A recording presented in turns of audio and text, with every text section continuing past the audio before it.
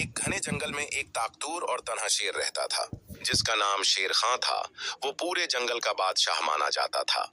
हर जानवर इससे डरता और उसकी इज्जत करता। लेकिन शेर खां के दिल में एक उदासी थी। उसे कभी दोस्ती का मौका नहीं मिला था।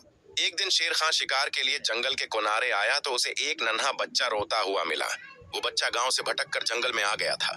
शेर ने पहले तो सोचा कि यह आसान शिकार है, मगर जैसे ही वो बच्चे के करीब गया, बच्चे ने शेर को देखकर मुस्कुरा दिया।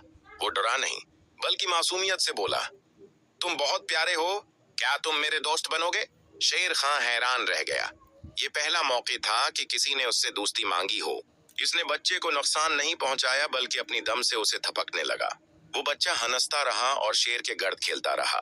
शेर खां को पहली बार एहसास हुआ कि ताकत से ज्यादा खूबसूरत चीज मोहब्बत और दोस्ती है। रात होने लगी तो शेर खां ने बच्चे को अपनी पीठ पर बैठाया और गांव के करीब छोड़ आया। गांव वाले पहले घबरा गए, मगर जब देखा कि बच्चा महफूज है और शेर वापस जंगल की तरफ जा रहा है, तो वो हैरान रह गए। इस दिन के बाद शेर खां गांव के मुहाफिज बन गया। वो रात को गांव के आसपास चक्कर लगाता, ताकि कोई दरिंदा या चोर उधर न आए। और वो बच्चा, वो रोज जंगल के किनारे आकर अपने दोस्त को आवाज देता और दोनों खेलते और हंसते।